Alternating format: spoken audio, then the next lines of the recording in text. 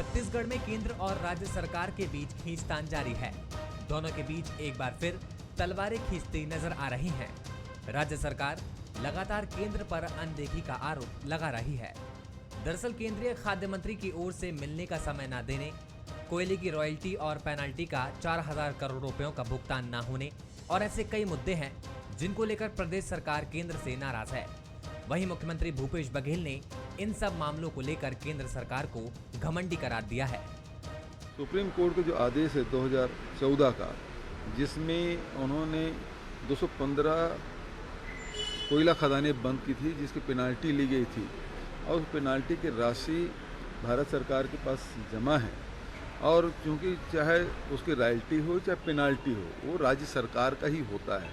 सैद्धांतिक रूप से कोयला मंत्री से जब बात हुई तब भी उन्होंने कहा था कि बिल्कुल आप सही कर रहे हैं, लेकिन वो राशि रिलीज नहीं हो रही है। तो भारत सरकार से हम बात करने के लिए समय लिए थे, एक तो समय नहीं दिया, जाने की सूचना हम दिए, वहाँ जाने के बाद 3 दिन हम रुके रहे, केवल फोन में बात किए, केवल औपचारिकता निभाए हैं।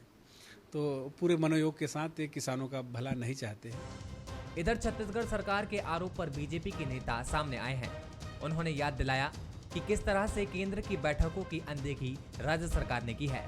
बीजेपी ने सरकार के आरोपों को राजनीति का हिस्सा करार दिया है। छत्तीसगढ़ राज्य सरकार का केवल इतना ही काम रह गया है कि केंद्र सरकार के ऊपर आरोप लगाना, चाहे वो मंत्री लेवल पर हो या मुख्यमंत्री लेवल पर। लेकिन जिस प्रकार की सरकार की गंभीरता है, हमने देखा है कि जब पूरे राष्ट्र की बैठक प्रधानमंत्री मोदी जी नक्सलवाद को लेकर के ले रहे थे और जब बैठक चल रही थी तब छत्तीसगढ़ के मुख्यमंत्री बैठक से गायब थे। इतना भी नहीं समझा कि उस बैठक में जाना चाहिए, क्योंकि छत्तीसगढ़ नक्सलवाद से जूझ रहा है। लेकिन आज जिस प्रकार से बयानबाजी कांग्रेस के नेता कर रहे हैं कि मंत्री समय नहीं दे रहे हैं, एक एक मंत्री समय देते हैं और समय देकर के बातचीत करते हैं, लेकिन राज्य सरकार को केवल राजनीति करनी है, इसके लिए लगातार आरोप लगाते रहते हैं। ये पहला मौका नहीं है जब केंद्र और राज्य आमने सामने हैं। इस बार यह विवाद लगातार विवादों के घटनाक्रमों के सामने आने के बाद बढ़ा है। जाहिर सी बात है कि चाहे मामला धान खरीदी का हो या फिर बकाया राशि का, अगर इन मसलों का हल नहीं हुआ तो आने वाले दिनों में छत्तीसगढ़ सरकार के सामने नई समस्याएं पैदा हो सकती हैं और शायद यही वजह है कि प्रदेश सरकार इसको लेकर केंद्र सरकार को घेरने में लगी हुई है। मोहन तिवारी, बंसल न्यूज, रायपुर। नमस्कार, स्वागत है आपका। मैं हूं अभिषेक शुक्ल। बात आज छत्तीसगढ़ के आज के मुद्दे में ये होगी कि राज्य और केंद्र एक बार फिर से आमने सामने है और एक दूसरे पर अनदेखी का आरोप लग रहा है। राज्य सरकार ने कहा कि केंद्र लगातार राज्य की अनदेखी कर रहा है, तो बीजेपी का कहना है कि कांग्रेस सिर्फ राजनीति कर रही है। दरअसल केंद्र और राज्य आमने सामने पिछले लगभग 3 साल से होते रहे और प्रदेश की जनता ने भी देखा है, राज्य केंद्र पर और केंद्र राज्य पर, या छत्तीसगढ़ की बीजेपी राज्य सरकार पर आरोप लगाती रही है। लेकिन गलती किसकी है, ये शायद सोचने समझने के लिए जनता के ऊपर छोड़ दिया जाता है। चर्चा हम भी इसी पर करेंगे कि आखिरकार ये मसला क्या है और इस बार जो ये नई तू मैं शुरू हुई है, इसके पीछे वजह क्या है, कौन जिम्मेदार है और दरअसल होना क्या चाहिए। खास मेहमान हमारे साथ है रमेश मल्यानी जी, हमारे साथ कांग्रेस से हैं, बहुत स्वागत आपका। रजनीश जी हैं भाजपा से, बहुत स्वागत करता हूं रजनीश जी। और वरिष्ठ पत्रकार ए बी मुरली जी हमारे साथ हैं, बहुत स्वागत है आपका। रजनीश जी, कांग्रेस शिकायत कर रही है कि मिलने का वक्त ही आपके मंत्री नहीं देते और राज्य बीजेपी सिर्फ मुंह ताकते रहती है, बैठे रहती है। बहुत सारे आरोप एक बार फिर से आप लोगों पर और केंद्र सरकार पर लगा है।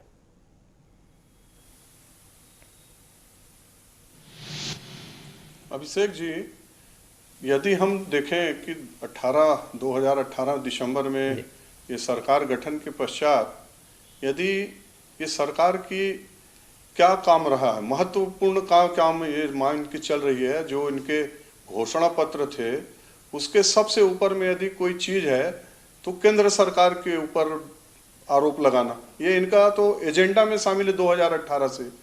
अभी माननीय मंत्री जी जाने से पहले यहाँ प्रेस कॉन्फ्रेंस करते हैं, प्रेस कॉन्फ्रेंस में बोलते हैं कि मैं जा रहा हूँ मंत्री जी से मिलने और उनको बताऊंगा कि भाई छत्तीसगढ़ में क्या समस्या है। अब ये धान खरीदना शुरू कर दिए हैं क्या? धान खरीदी 1 दिसंबर से होना है।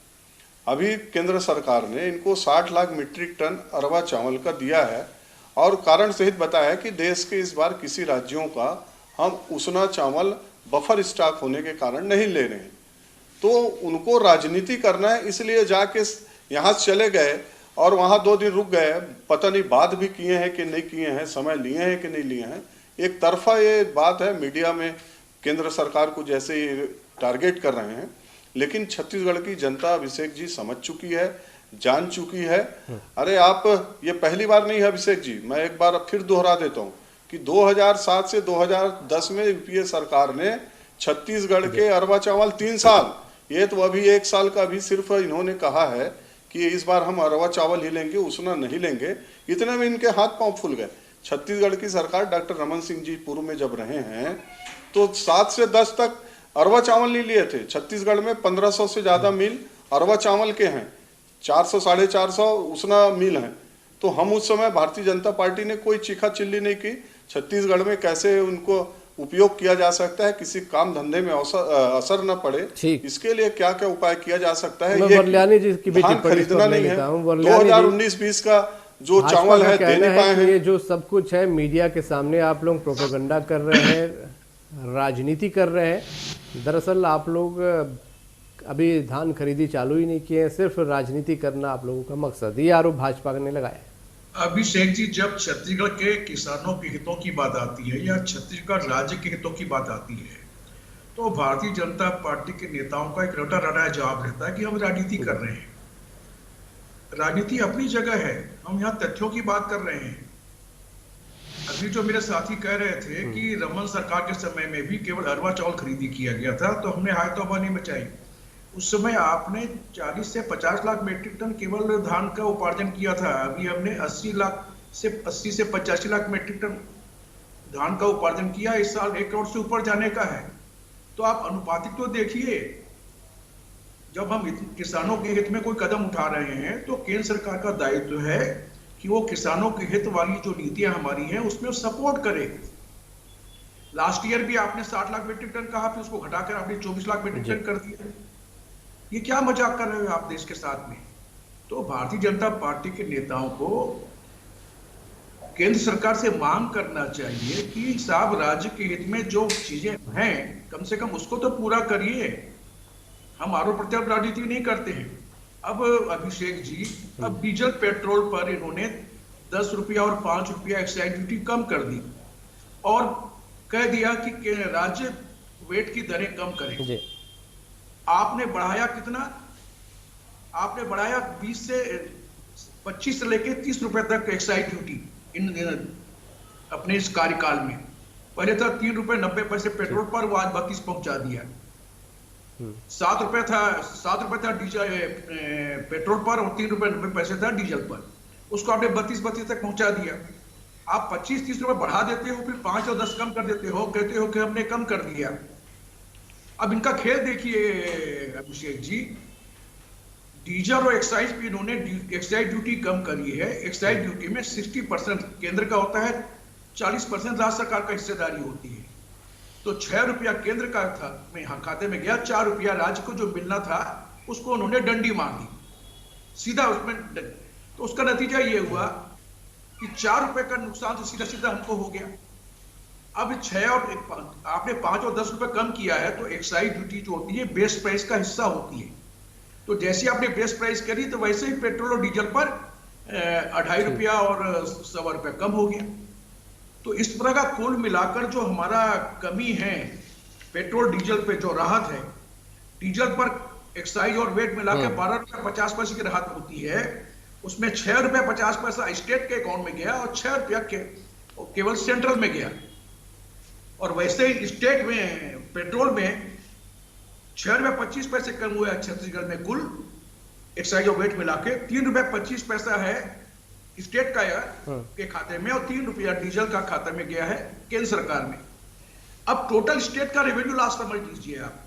एक्साइज ड्यूटी अकेले से जो 40% हमको मिलनी चाहिए थी, 10 में 4 रुपया। आप विधायक महोदय इसको काउंट कर लीजिए, आप एक कंफर्म भी कर लीजिएगा। 1200 करोड़ रुपए की चपत आपने दे दी केवल एक्साइज ड्यूटी कम करके। यदि आप ईमानदार होते, मोदी जी को कहिए कि सेस में कम कर दे, क्योंकि सेस में राज्यों को हिस्सा नहीं मिलता है। तो आप तो एक्साइज ड्यूटी का सारा अकाउंट को आप सेस में डालते चले जा रहे हैं। सेस में डाल के आपने 1200 करोड़ की चपत तो एक्साइज ड्यूटी के शेयर में दे दी हमको, और वेट का लॉस हमारा 400 करोड़ रुपए हो गया, बिना पुराने रेट की दर पर 400 करोड़ रुपए घाटा हो गया। उसके बाद आप बोलते हो कि आप और कम कर दीजिए वेट में। थोड़ा कुछ तो आत्म चिंतन करिए कि आप देश के साथ क्यों मजाक कर रहे हैं। अंतर्राष्ट्रीय ठीक वल्यानी जी, मैं एक टिप्पणी मुरली जी की भी ले लेता हूं, फिर आप लोगों के पास लौटता हूं मैं, और कुछ आंकड़ों को मैं समझूंगा। मुरली जी, केंद्र राज्य में पट नहीं रही है तो पिछले लगभग 3 साल से सभी देख रहे हैं, क्यों बार बार ऐसा समीकरण गड़बड़ा जाता है? लोकसभा में अच्छी खासी यहाँ से सीटें केंद्र को मिली हैं, राज्य में राज्य सरकार को मिली हैं, तो दोनों ही को जनता ने अपना अपना प्रतिनिधित्व दिया है, पर ये सामंजस्य गड़बड़ा क्यों जा रहा है बार बार? अभिषेक जी, मुझे लगता है कि कहीं ना कहीं पॉलिटिक्स हावी है सेंटर और स्टेट के रिलेशंस पे। छत्तीसगढ़ में जो कांग्रेस सरकार है वो बार बार ये कह रही है कि उनका हिस्से का जो पैसा है, रेवेन्यू रिसोर्स और रेवेन्यू सोर्स जो है, उसको सेंट्रल गवर्नमेंट पूरी तरह से दे नहीं रहा है। जैसे कोल का जो रेवेन्यू, जो पेनाल्टी जो लिया गया है, उसका जो स्टेट गवर्नमेंट का जो हिस्सा है वो अभी तक नहीं दिया है। जीएसटी का भी इसी तरह का रेवेन्यू में जो हिस्सा है वो नहीं मिला है स्टेट गवर्नमेंट को। इस तरह से ऑलरेडी जो फाइनेंशियल क्रंच से जूझ रही स्टेट गवर्नमेंट को अगर सेंट्रल गवर्नमेंट से जो ड्यूज प्राप्त होना है वो अगर समय पर प्राप्त नहीं होगा तो हर तरह का यहाँ का डेवलपमेंट अफेक्ट हो सकता है। आने वाले 2 साल के बाद चुनाव है, अगर विकास का कार्य और तेज नहीं करेगा तो राजनीतिक तौर पे कांग्रेस सरकार को भी खतरा का घंटी बजते हुए नजर आ रही है। इसलिए इस तरह का एक ये समय पर हर तरफ से सेंट्रल गवर्नमेंट के ऊपर प्रेशर डालने का कोशिश है कि जो पैसा रेवेन्यू का जो सोर्सेस है सेंट्रल स्टेट गवर्नमेंट का, वो सेंट्रल से कुछ पैसा आ जाए, विकास का कार्य करे। बहुत अच्छी बात है, लेकिन ये समय ऐसा है कि यहाँ से स्टेट के लीडर्स सेंट्रल गवर्नमेंट से मांग कर रहे हैं। मुख्यमंत्री कई बार चिट्ठी भी लिख चुके हैं, लेकिन किसी तरह का कोई जवाब उस तरह वहाँ से नहीं आया है। और जब यूपीए की सरकार थी तो मुझे याद है कि जो भी स्टेट गवर्नमेंट का जो हिस्सा था वो बराबर समय पर दिया जा रहा था। 2 साल कोरोना था, तो कोरोना के चलते काफ़ी प्रोडक्शन और सब कम हुआ है, और जो टैक्स रिसोर्सेस जो है, रेवेन्यू रिसोर्सेस भी कम हुआ है। तो इस वक्त स्टेट गवर्नमेंट जो है फाइनेंशियल क्रंच में जूझ रही है। तो और मुझे लगता है कि यही कारण है कि इस वजह से है कि हम सभी राज्यों के साथ ऐसा कर रहे हैं, सिर्फ आपके साथ ऐसा नहीं कर रहे। नहीं, कहीं पर भी सब राज्य के साथ अगर ऐसे ही करेंगे तो भी गलत बात है। तो हम अपने राज्य की बात करें तो हमारे यहाँ पे विकास एक तरह से जो गति जिस तरह से मिलना चाहिए वो गति नहीं मिला है, और उसके एकमात्र कारण हमारे पास रेवेन्यू रिसोर्सेज जो है कम हो गया है। तो जो हमारे अपने हिस्से का पैसा है वो अगर वहां से आ जाए तो स्टेट गवर्नमेंट चाहती है कि भाई विकास का कार्य को गति दिया जाए। और एक तरह से ये इसीलिए भी राजनीति है क्योंकि आने वाले 2 साल के बाद चुनाव भी है, तो जितना जल्दी विकास का कार्य आगे बढ़ जाए उतना अच्छा है। ये हिसाब किताब जो समझा रहे हैं मुरली जी या फिर वल्यानी जी बता रहे हैं, निश्चित रूप से राजनीति तो हावी है ही, लेकिन जैसे मुरली जी बता रहे हैं 2 साल बचे हैं चुनाव को, राज्य सरकार चाहती कि तेजी से कुछ विकास काम कर लिए जाए, पैसे रुके हुए हैं वहां से, इसलिए संबंध में ज्यादा खटास आ रही है।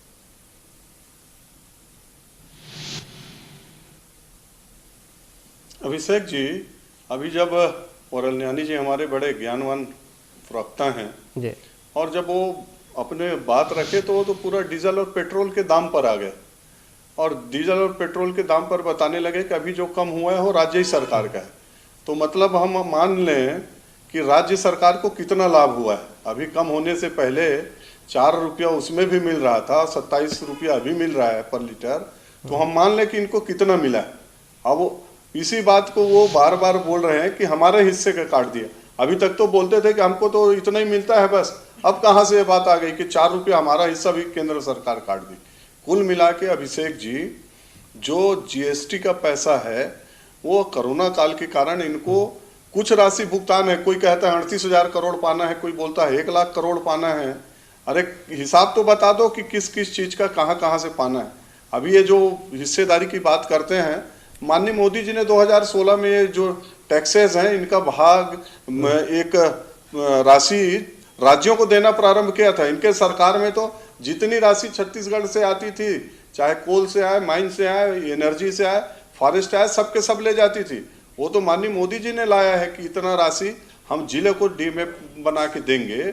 इसलिए ये सरकार, अच्छा चलिए अभी इनकी पैसा रुकी हुई है, वैक्सीन का घोषणा करते हैं विधानसभा में, वैक्सीन हम फ्री लगवाएंगे, 2 लाख में हाथ पांव फूल जाता है। फिर केंद्र केंद्र केंद्र, धान खरीदी होता है, बोरा नहीं मिल रहा है, केंद्र केंद्र केंद्र। क्या आखिर बताना चाह रहे हैं? छत्तीसगढ़ के जनता के आंखों में कब तक धूल झोंकेंगे? एक विषय रहता और इनके पास पैसा क्या केंद्र सरकार नहीं दे रही है इनको? जो योजना चल रही है नरेगा, कहां से पैसा आया? 15वें वित्त कहां का पैसा है? प्रधानमंत्री आवास, प्रधानमंत्री सड़क, अभी जल मिशन का काम चल रहा है। एक बार एक फोटो लगाए हैं केंद्र सरकार का, जो बात करते हैं बड़ी बड़ी के केंद्र सरकार हमको तवज्जो नहीं दे रही है। केंद्र सरकार की सारी योजनाओं में वैक्सीन सेंटर में अपना फोटो जो मुफ्त में मिल रहा है, उसमें प्रधानमंत्री का फोटो लगाने से इनका गुरेज है। और दूसरी तरफ ये उम्मीद रखते हैं कि केंद्र सरकार इनका जब ये जाए तो इनका आरती उतारें और वहीं से करें। राजनीति से प्रेरित ये कांग्रेस सरकार चाहूंगा कि इस पे आप जवाब दें, और बोलने कहने के लिए बार-बार ये आरोप लगाते रहे कि आप लोग हर बात पे केंद्र सरकार को दोष देने लगते हैं, और इसका करारा जवाब राज्य में आप लोगों की ही सरकार है। वर्ल्यानी जी। अभिषेक जी, अभी हमारे जो वरिष्ठ पत्रकार साथी हैं मुरली जी ने तथ्यों के साथ बात करी। रजनीश जी भी बहुत ही वरिष्ठ विधायक हैं और बहुत अच्छे विधायक हैं। मैं भी चाहूंगा कि आरोप प्रत्यारोप के बजाय तथ्यों पे बात करें। अभी उन्होंने कहा कि एक्साइज ड्यूटी में आपको शेयर मिलता था, पहले मिलता था रजनीश जी, हमारे समय भी मिलता था। आप एक्साइज ड्यूटी पुराने रेट पे ले आइए ना, हमको जो लॉस होगा हम बर्दाश्त करने को तैयार हैं, कम से कम जनता को राहत तो मिलेगी। आप ये समझने को तैयार क्यों नहीं है कि एक्साइज पेट्रोल डीजल के कारण देश में महंगाई की जो चरम सीमा पर पहुंच चुकी है, सिर्फ ट्रांसपोर्टेशन खर्चे के कारण। यदि आप इतना कम कर देंगे तो उस अनुपात में उतना कम हो जाएगा, काफी राहत मिल जाएगी। और आप जो कह रहे हैं कि हमको शेयर मिलता था, शेयर पहले मिलता था, लेकिन पिछले बजट में आपने क्या किया है?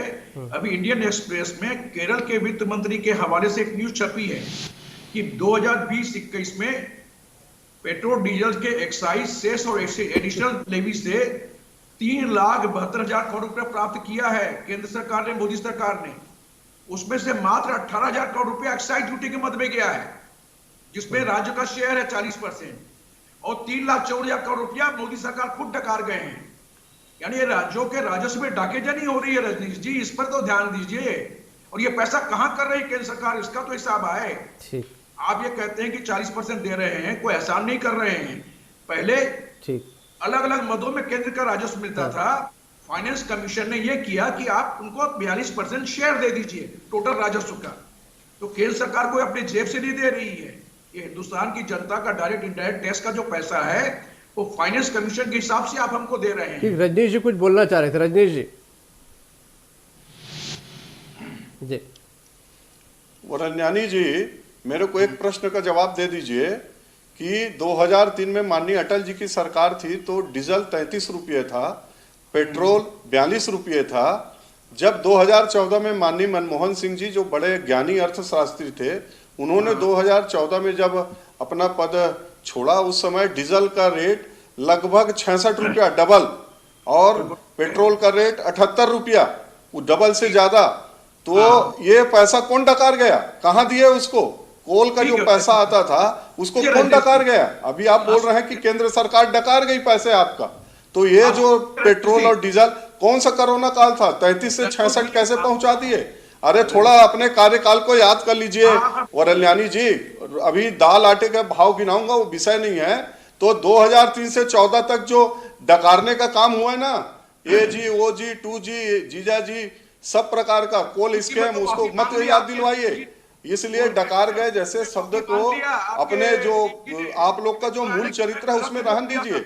उस विषय में मत आइए। आप जो विषय है कि केंद्र सरकार से आपको जो राशि लेना है आप लेंगे तो आपका वो हिस्सा है, आपका हक है, और बाकी दूसरे सरकार लेंगे तो उनका ये है। केंद्र सरकार डकार गई, अरे आपने क्यों वैक्सीन नहीं करवाया, क्यों वैक्सीन को नहीं करवाया घोषणा करने के बाद, क्यों बोले की व्यवस्था नहीं कर रहे? ये पुराने आंकड़े खींच के ले जा रहे हैं। 2014 में आप बिल्कुल सही फरमा रहे हैं, पेट्रोल और डीजल के जो रेट आप बता रहे सही हैं, लेकिन आपको मालूम है अंतर्राष्ट्रीय बाजार में उस समय क्या रेट था? 110 से 130 डॉलर, और मोदी जी के कार्यकाल में घट के गिर गया 40 डॉलर। तब मोदी जी बोले किस्मत वाला हूं मैं, आज 80 डॉलर है। तो अंतर्राष्ट्रीय बाजार और अभी का 2 साल से देख रहे हैं मोरेलानी जी, देश की क्या हालत है, 22 महीने से देख रहे हैं पेट्रोल डीजल के मूल्य, देश की क्या हालत है देख रहे हैं, वैक्सीन लगवाने में कितनी खर्चा हो रही है देख रहे हैं। आप तो 130 डॉलर था, देश को गिरवी रख के वहां रेट बढ़ा के ले लिए और पैसा को डकार गए। आपकी भाषा में प्राकृतिक आपदा थी देश को, जिसमें कर्ज में लाद के चले गए देश को। अभी कोरोना काल में 22 महीने में सिर्फ राज्यों को भर नहीं मिला है क्या, केंद्र को भी नहीं मिला है किसी प्रकार का राजस्व, सब चीज बंद था। और यानी जी मैं एक टिप्पणी मुरली जी की लेता हूं यहाँ पर। उसके बाद भी गरीबों के लिए गरीब कल्याण अन्न योजना, चाहे जब भी इस प्रकार की चर्चा में बैठते हैं बहुत सारे आंकड़े निकल आते हैं सामने, बहुत सारे सब एक दूसरे के कार्यकाल की हिस्ट्री बताने लगते हैं, लेकिन मौजूदा समय में तमाम चीजों का फायदा क्या है, जनता को इससे क्या फायदा होगा कि यूपीए में कितने आंकड़े थे, अभी कितने आंकड़े थे, आप मैच कर लीजिए, मौजूदा हालात में क्या कोई फर्क पड़ेगा इससे? नहीं अभिषेक जी, यूपीए सरकार में अगर किसी चीज का दाम बढ़ा है तो उसका करारा जवाब जनता ने दिया है, यूपीए सरकार को बाहर किया है, एनडीए की सरकार आई है।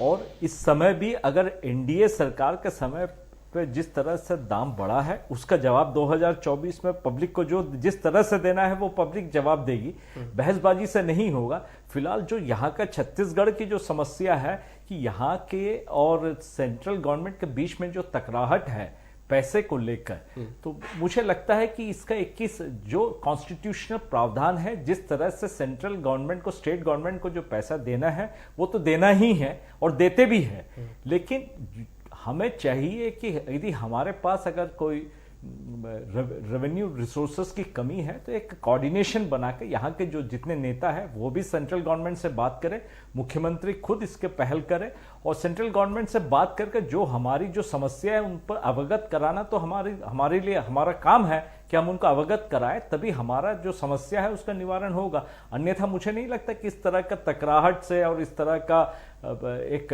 राजनीतिक माहौल क्रिएट करके समस्याओं का हल हो सकता है। मुझे लगता है कि इस राजनीतिक समझ भी यही कहता है कि मुख्यमंत्री प्रधानमंत्री से बात करें और जो कुछ भी प्रॉब्लम्स है, जो रेवेन्यू शेयरिंग को लेकर जो प्रॉब्लम्स है वो उनके सामने रखे। एक डेलीगेशन जा सकती है और लीगली हमको जो पैसा मिलना है वो मिलना ही है, केंद्र भी उसको रोक नहीं सकता है। लेकिन सवाल यहां ये है कि हम उस बात को कैसे ऊपर तक पहुंचाएं। जब तक बात नहीं करेंगे, जब तक कम्युनिकेट नहीं करेंगे, जब तक प्रेशर नहीं डालेंगे, पैसा नहीं आएगा। यदि अगर हम एक सामंजस्य के तौर पर इसको कर सकता है तो हमारी जो समस्या है ये पूरी तरह से निदान पा सकते हैं और कोई तकराहट भी नहीं होगी। बिल्कुल, बहुत शुक्रिया करूंगा आप सभी का इस चर्चा में शामिल होने के लिए। बहुत सारे आंकड़े सामने आए, बहुत सारे फिगर आए और आरोप प्रत्यारोप का दौर तो चल ही रहा है, केंद्र वर्सेस राज्य। वरिष्ठ पत्रकार ने भी बहुत से तरीके यहाँ पर बताए, लेकिन मकसद यही है कि ये जो सामंजस्य बिगड़ता है बार बार, उस पर बातचीत होनी चाहिए और बातचीत के जरिए ही कोई हल निकालने की त्वरित कोशिश भी होनी चाहिए, क्योंकि जनता को इन तमाम आंकड़ों, इन तमाम चीज़ों से कोई फर्क नहीं पड़ता, कोई मतलब नहीं होता। उसे बस समस्या का हल चाहिए होता है। उसके पास शायद इतना समय नहीं है कि इन आंकड़ों में वो उलझे। वो आपको अपना जनप्रतिनिधि बनाती है सिर्फ इसलिए कि आप उसकी समस्याओं का निदान करेंगे, और अगर आप अपनी मजबूरियां गिनाने लगेंगे तो फिर जनता कहाँ जाएगी। आज का मुद्दा में नमस्कार।